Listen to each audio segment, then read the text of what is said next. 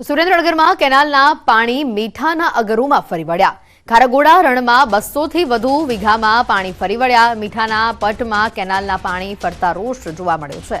મીઠાના અગરોમાં પાણી ફરી વળ્યા। મીઠાના ઉત્પાદનમાં નુકસાનની ભીતિ સેવાઈ રહી છે। વારંવાર નર્મદા કેનાલના પાણી રણમાં મીઠાના અગરોમાં ફરી વળતા અગરિયાઓમાં ભારે રોષ જોવા મળ્યો છે।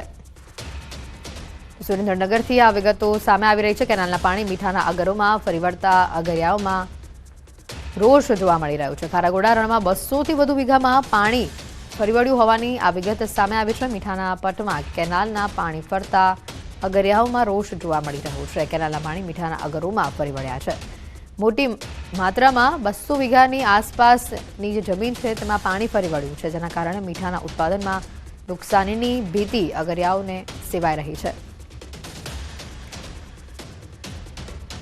મીઠાના પટમાં કેનાલના પાણી ફરી વળતા અગરિયામાં રોષ જોવા મળી રહ્યો છે। તેઓનું કહેવું છે વારંવાર આ પ્રકારેનું સ્થિતિ ઉત્પન્ન થઈ રહી છે। ત્યારે વધુ વિગત મેળવીશું। સંવાદદાતા અક્ષય ફોન લાઈન પર જોડાયા છે। અક્ષય, વધુ માહિતી શું છે? જી, ચોક્કસથી વાત કરવામાં આવે તો પાટડી તાલુકાનું જે ખારાગોડાનું રણ છે, રણમાં છેલ્લા 15 વર્ષથી સતત દર વર્ષે જે નર્મદા કેનાલના પાણી છે, પાણી ફરી વળે છે।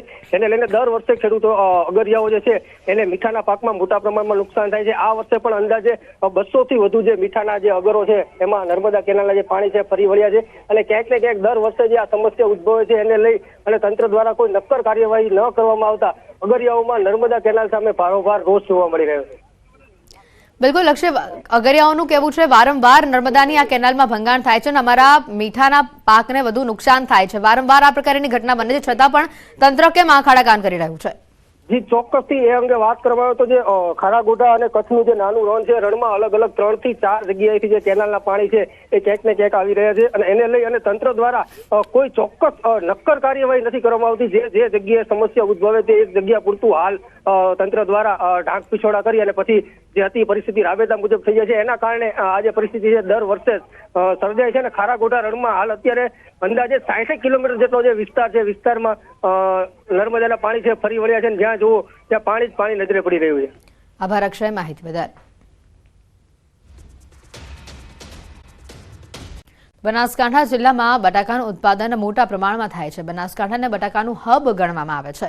ચાલુ વર્ષે મોંઘા બિયારણ અને ખાતરનો ઉપયોગ કરીને ખેડૂતોએ બટાકાનું વાવેતર કર્યું છે અને તેવામાં બનાસકાંઠામાં કોલ્ડ સ્ટોરેજ એસોસિએશન દ્વારા બટાકા સંગ્રહ કરવાના ભાડામાં વધારો કરાયો છે, જેથી ખેડૂતો પર પડતા પર પાટું જેવી સ્થિતિ સર્જાઈ છે। એક તરફ બટાકાના પોષણક્ષમ ભાવ ન મળતા બટાકાની ખેતીથી ખેડૂતોને નુકસાન પહોંચી રહ્યું છે। આ ઉપરાંત કોલ્ડ સ્ટોરેજના પ્રતિ બોરીએ 10 રૂપિયાનો વધારો ઝીકી દેવાયો છે। આ વર્ષથી કોલ્ડ સ્ટોરેજ એસોસિએશન દ્વારા કોલ્ડ સ્ટોરેજમાં બટાટા સંગ્રહ કરવાના ભાડામાં પ્રતિ કિલોએ 20 પૈસાનો વધારો કરવામાં આવ્યો છે, જેથી ખેડૂતોની હાલત કફોડી થઈ છે।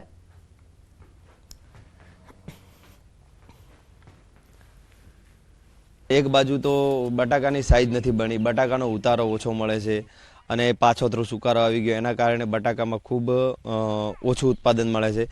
એ તો માર પડી વધતા કોલેસ્ટ્રોલ વાળાએ ભાડા ચડે દીધા। ગયા વખતે 12.5 રૂપિયા ગ્રેડિંગના ભાવ વધાર્યા હતા। આ વખતે કટ્ટા દીઠ 10 રૂપિયા ભાડું વધાર્યું છે। તો એ લોકોએ ત્રણ તો સિસ્ટમો કરી છે અલગ અલગ રીતે। ખેડૂતોને ખરેખર ખૂબ આ વખતે ઉત્પાદનમાં પણ નુકસાન છે અને બટાકાના જે ખર્ચા પણ વધારે હતા, ખાતર બિયારણ મોંઘા હતા, જેવા સમયે ખેડૂતની પડતા ઉપર પાટું છે।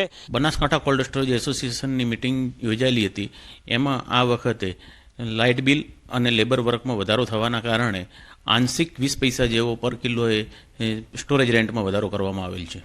એનાથી પર પેકેટ 10 રૂપિયાની આજુબાજુનો ખેડૂતો ઉપર ભાર આવશે।